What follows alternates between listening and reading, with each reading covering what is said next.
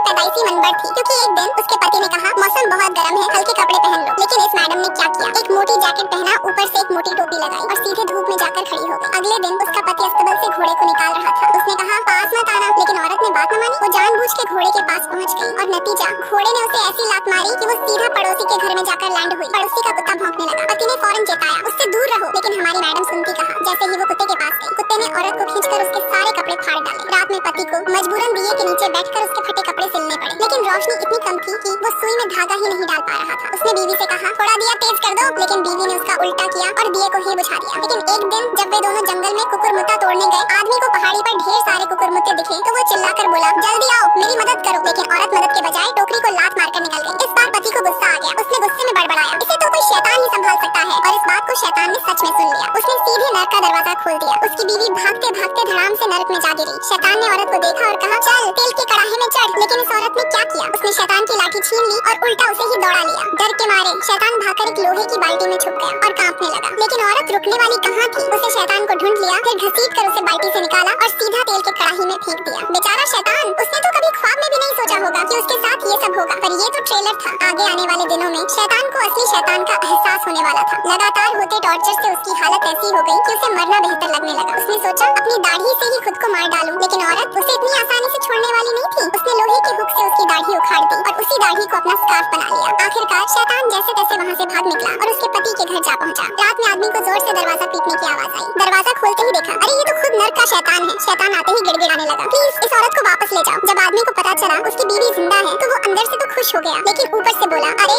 वो तो पिछले 10 सालों से मुझे टॉर्चर कर रही है, अब जाकर कहीं चैन मिला है। शैतान ने कहा मैं तुम्हें मुआवजे में 1000 सोने के सिक्के दूंगा। इतने सिक्के देखकर आखिरकार आदमी मान गया। शैतान फौरन भागकर नर्क पहुंचा और उसी रात औरत को वापस भेज दिया। बीवी को देखते ही आदमी उसे गले लगा लिया। शैतान मौका देकर वापस अपनी दाढ़ी को छीना और डर के मारे भाग खड़ा हुआ। आदमी और उसकी बीवी शैतान के दिए हुए सोने से ऐश की जिंदगी जीने लगे। लेकिन इसके बाद आदमी चालाक बन गया और अगर अब उसे बीवी से दरवाजा बंद करवाना हो तो वो कहता दरवाजा बंद मत करना।